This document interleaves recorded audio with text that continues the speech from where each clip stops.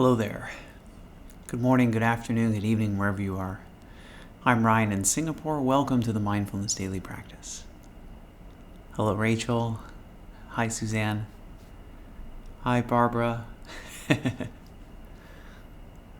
Hi, Dirk. Hi, John. Hi, Patty. I feel like I can feel you all on the other side of the screen. Hi, Sybil. Hello, Betty. Hello, Alex. Hey, how you doing?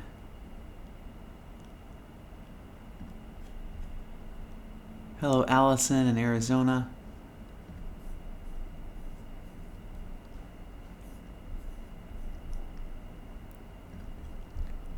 Hi, Sarah. Good day. Welcome. Today is we're transitioning into tomorrow is the longer practice. So today we'll do a little bit more of more mindful movement. But today's practice is moving more into the mindful yoga of MBSR. So in Mindfulness-based Stress Reduction, MBSR, as we progress through the course, and I'm in these last few weeks, I'm kind of taking you a bit through the way that the course is run. We learn a series of movement to do mindful movement, and sometimes in MBSR it's called mindful yoga or MBSR yoga, even without the word mindful. And recently, at least when I was going through my teacher training as an MBSR teacher, there's been kind of a move away from the use of the word yoga. And that's kind of what I wanted the topic to be about today. So what is yoga? What's the difference between moving mindfully and doing yoga? And I think in the past this distinction didn't really need to be made, because yoga itself, at the heart of the yoga practice, was mindful movement. Maybe it's the relationship between yoga and maybe the spiritual or religious aspect that comes along with yoga. Maybe this was the idea, is that in MBSR, the course is secular. It's taken. The idea is not to bring any sort of spirituality into it, so that it's accessible to everyone. Anyone can use these practices to begin to drop into present moment awareness and begin to see what are the benefits of present moment awareness. So maybe this is some of the reason behind this this separation between these two things. So there's a difference between what's mindful mindful movement versus yoga. The other thing as well, and I don't know about how things are where you are, but when I was living in Hong Kong, I found that there is a vibrant yoga scene. And here in Singapore, not as much as it was in Hong Kong. But what percentage of yoga is about, what is the heart of the yoga practice? And I guess let me back up to this before I go on to what popular yoga is. The word yoga is a Sanskrit word. The word means to yoke. And to yoke is, what's a yoke? Is this device that was used in the past. I suppose we still maybe in places where we don't use machinery for farming. It's a big wooden block that's put on the necks of oxen.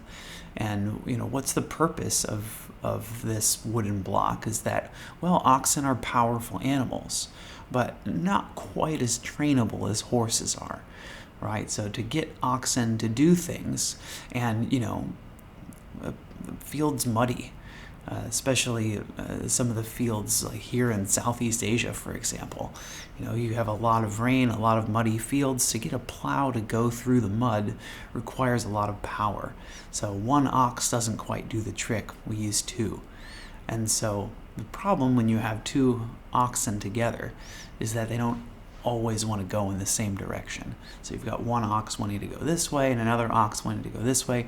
You use the yoke, this big piece of wood with like neck slots cut out of each of them, to hold the oxen together and to guide the oxen together in the same direction. And so, what does this have to do with yoga anyway? Well, that's the idea is this union of bringing two things together and moving them in the same direction.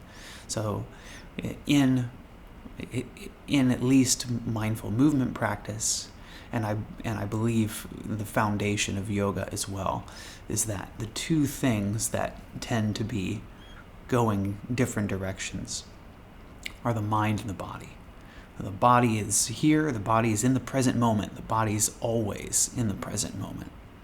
It's physical sensations, the five senses, everything here in the body is in the present moment. The mind wants to go into the future, into the past, daydreaming, fantasizing, doing all kinds of stuff. This, someone yesterday in the chat was talking about monkey mind, at least in one of the meditations I was leading yesterday. It was asking, saying my monkey mind. And that's kind of the idea, is that the mind is naughty and it's wanting to do everything except for what we tell it to do. And we need to give it some kind of task to focus on. If I tell you, think about nothing, you'll find very quickly that this is an impossible task.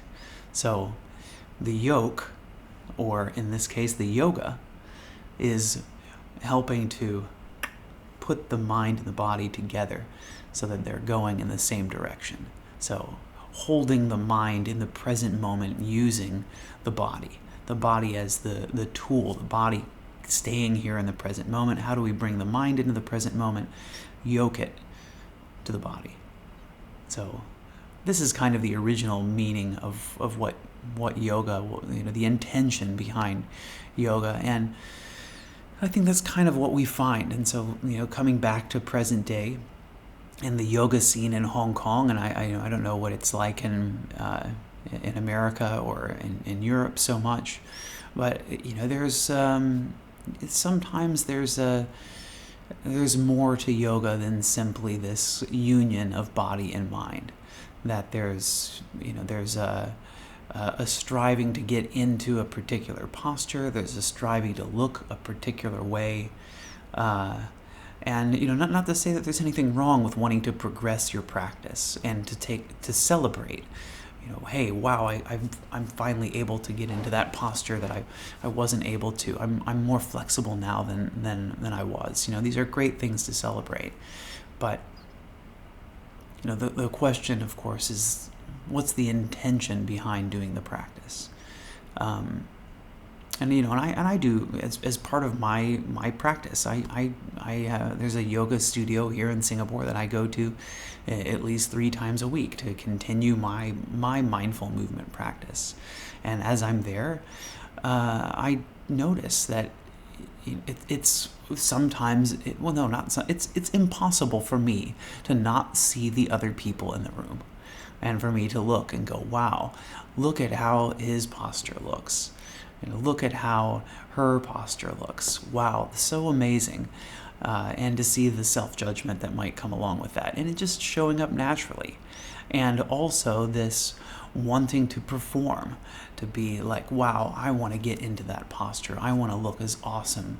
I want to look great. I want people to see me, look at me, look at my brand name clothing that I'm wearing. And so it becomes more than that.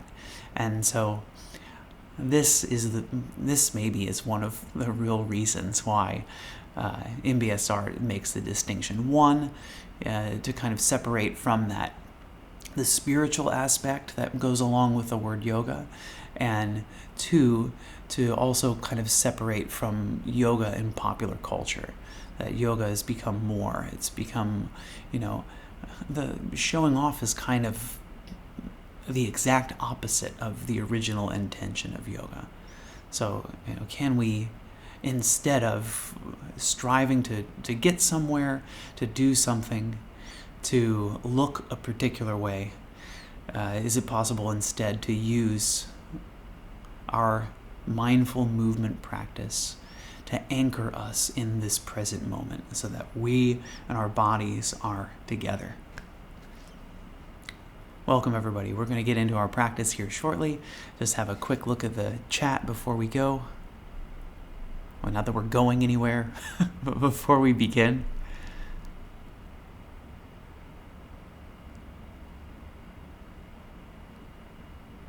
Okay. All right. Let's get into practice. And so we'll just start here today just with a little bit of sitting practice.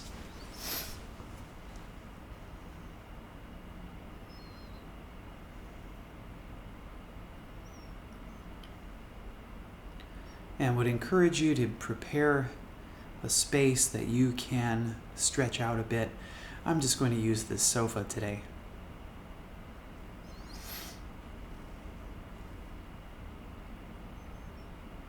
So take a few moments to drop into awareness.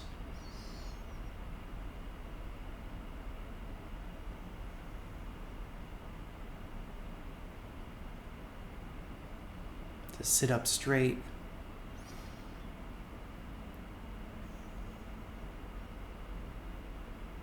To bring the mind to the sensation of breath. So observing what it feels like to be breathing. Finding the breath wherever you may discover it today, maybe at the abdomen, maybe at the chest.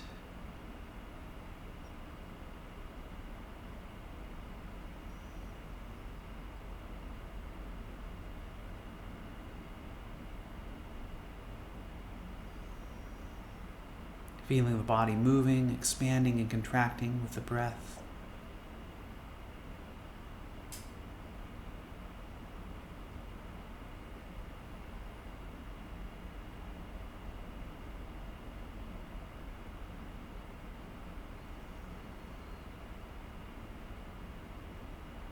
If you notice your mind wandering, continuing to bring the mind back. Anchoring the mind to the body. Yoking the mind to the body.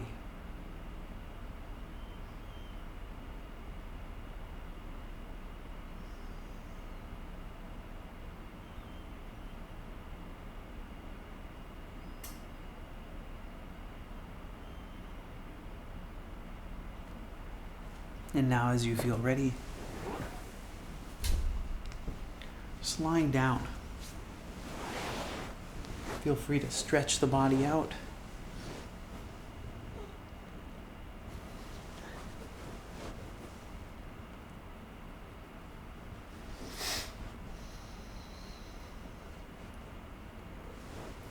So getting into our relaxed posture that we've used in body scan. Palms open toward the ceiling. Feet gently falling away from each other.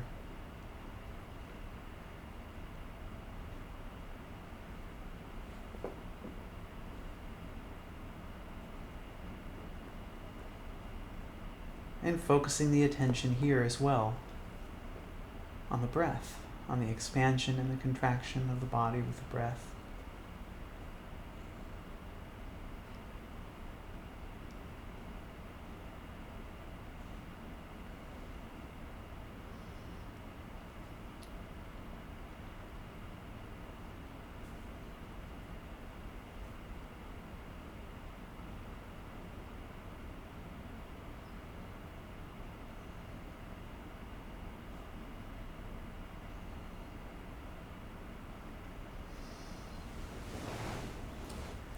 And then on your next in-breath, just bring the knees towards the chest.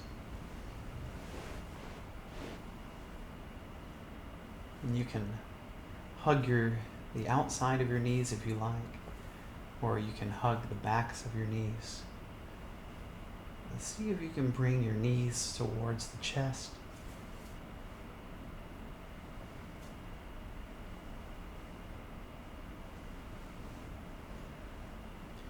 If you like, you can bring your head up towards the knees. You can rock side to side. Maybe make some little circles on your mat or your carpet or your sofa. And feel the changing in the sensations in the back as pressure changes from left to right, from the shoulder blades to the tailbone. If you're making circles, maybe making them in the other direction now.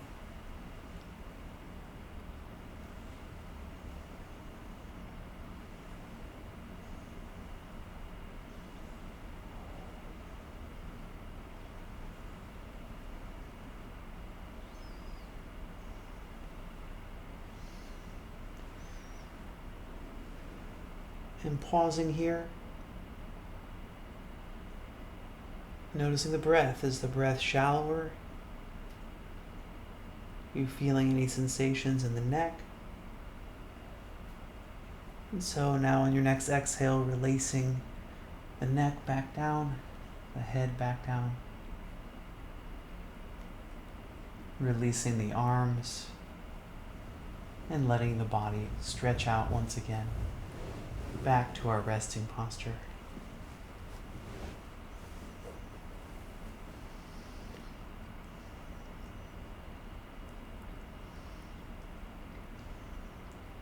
And noticing that there's still some residual sensations from that motion, from that posture that we were just in. Can you feel that?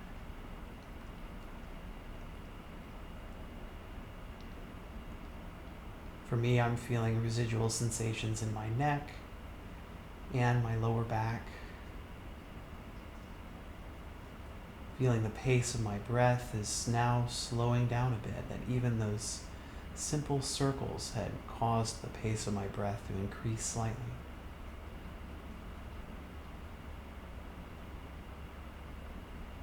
And now I'll invite you to bring your feet onto your mat.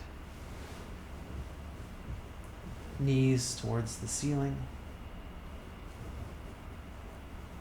You can keep your feet about hip width apart.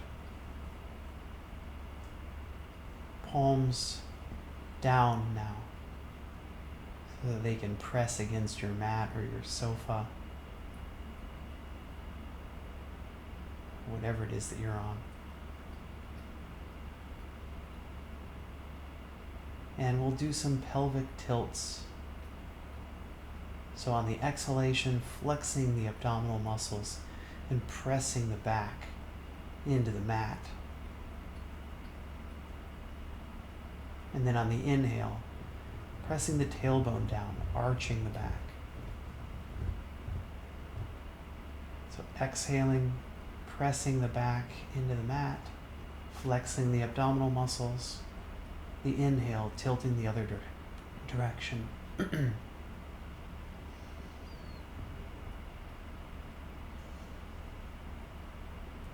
And so continuing now at your own pace.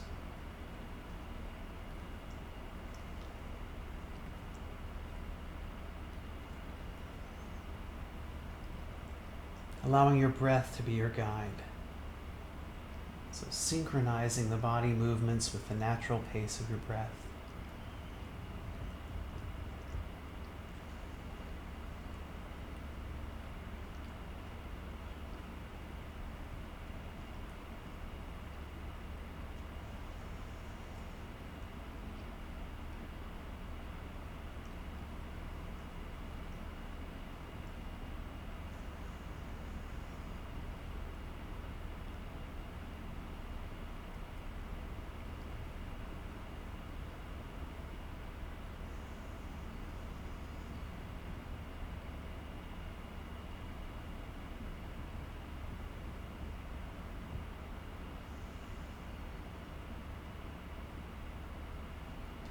And on the next exhale, coming to rest. So pausing here for a moment.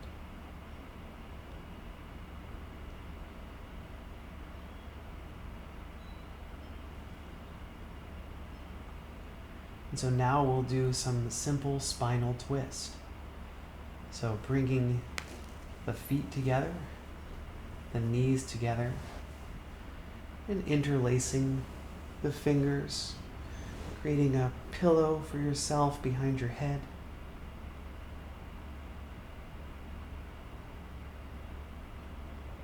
And on your next exhalation, letting your knees fall towards the right. So you can move your hip a little bit so that you're more on your right hip. And so just letting it fall. So maybe your knees touch the mat. Maybe they don't. Maybe the left foot comes up off the mat.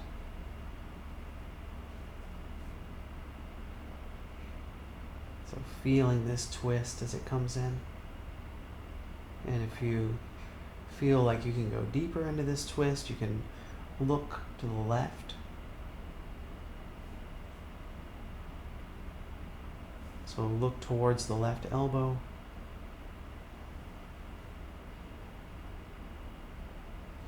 If this still feels comfortable and you'd like to go even deeper, you can extend your right leg out. Place the left foot on top of the right knee. You can push down with the right hand on the outside of the left knee. So to extend this stretch, to really feel it, and then hold your attention in the sensations in the back. And again, let's not do anything that would exceed maybe 60% of our maximum effort. So no need to try to go too deep. No need to try and potentially injure yourself. Just feeling it, using this movement, these sensations to ground into the present.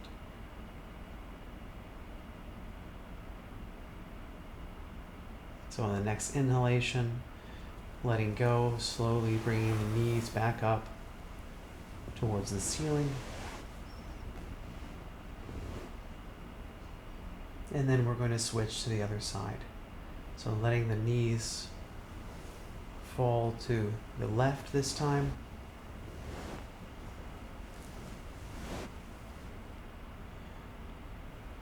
And if you want to extend the stretch, looking over the right shoulder towards the right elbow.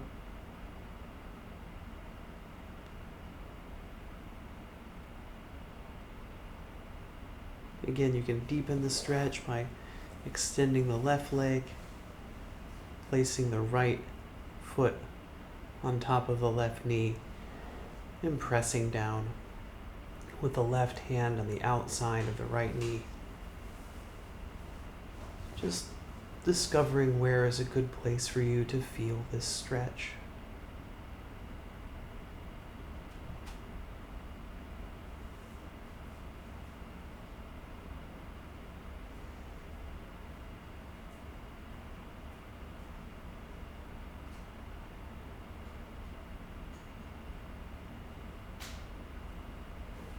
And on the next inhale, bringing the knees back up.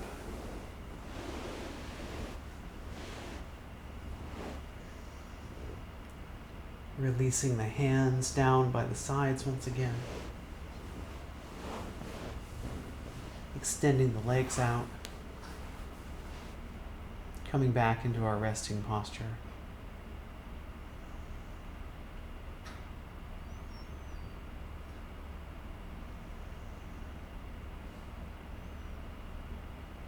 So feeling here the consequences of those actions. Sensations that may be residing, residual sensations in the back, in the neck.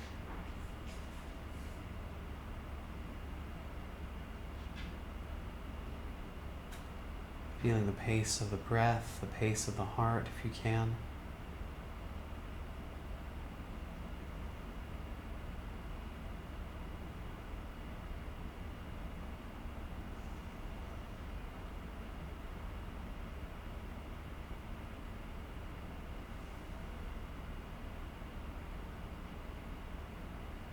So continuing to stay here, concentrating, feeling the body in the present moment for the rest of our meditation together today.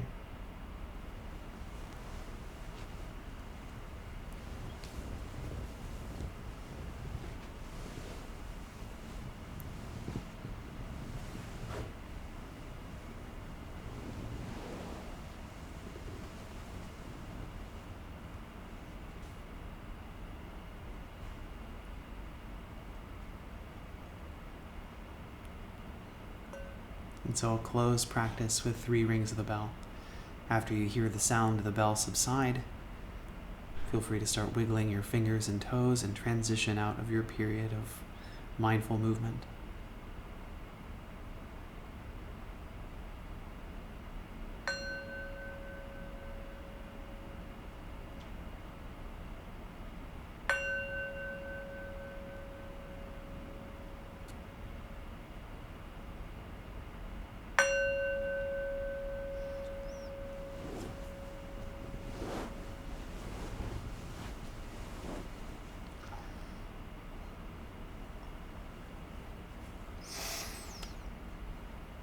Thank you, everyone. Thanks for practicing with me today. Thanks for being here together, sharing this time with each other as well. So how'd it go? How was your mindful movement practice today? What did you experience? Did you find that this yoking worked, that your mind stayed in the present, or did you find your mind wandering away? And if your mind was wandering away, what did you feel about that? What did you think about that?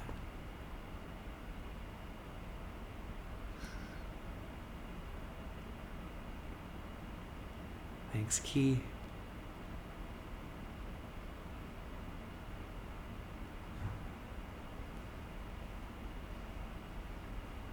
Yeah, Rachel had shared earlier. I do yoga online with IT, and I only see the teacher. But even only seeing the teacher doesn't mean that there's no self-judgment. Sometimes we see the teacher doing something amazing and go, oh, like why am I not able to do that? So yeah, but anyway, I suppose it was more of an illustration as to what yoga may be like today. Again, I've been living in Asia for a while, so not so knowledgeable about what the scene in Europe or US or Australia is like. Rachel shares, my mind was present with an exclamation point. Thanks, Rachel, for sharing. And Barbara shares, today went by very fast for me today.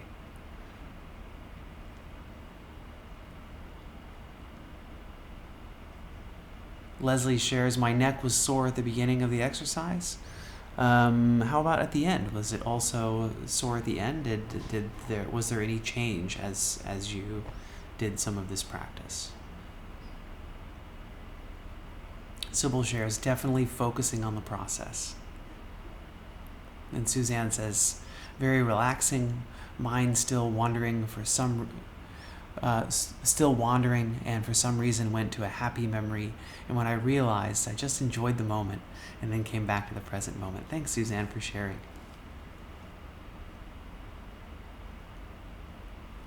And Leslie says, no, it all went well from there. Thanks, Leslie. And thank you, everybody, for being here today.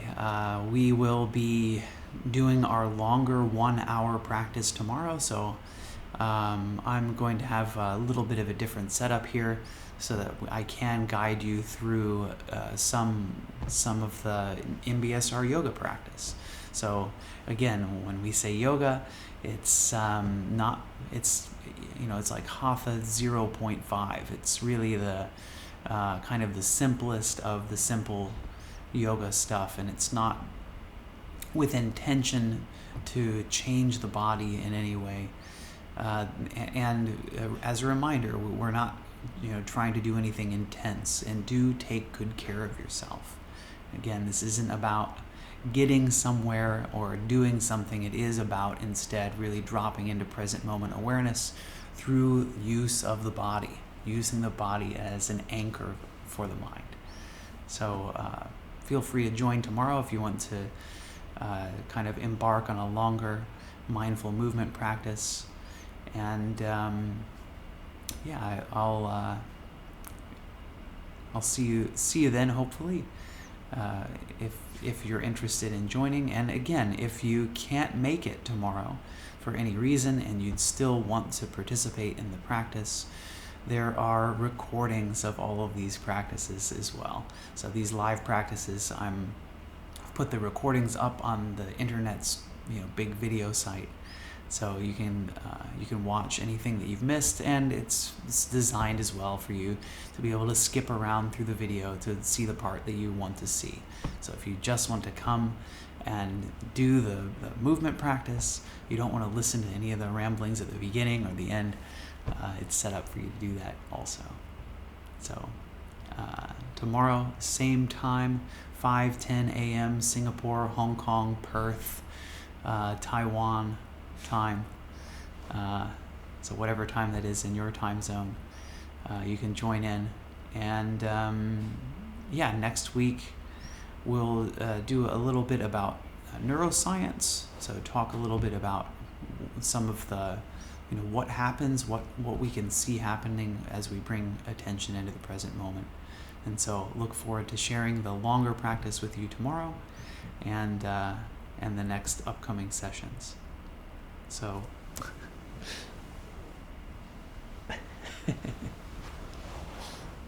so let's share some well wishes out before we say goodbye, starting with self. May I be happy and peaceful. May all of you watching, listening, wherever you are, I wish you all happiness and peace. May all life on this planet be happy and peaceful. Thanks for joining. See you tomorrow. Bye-bye.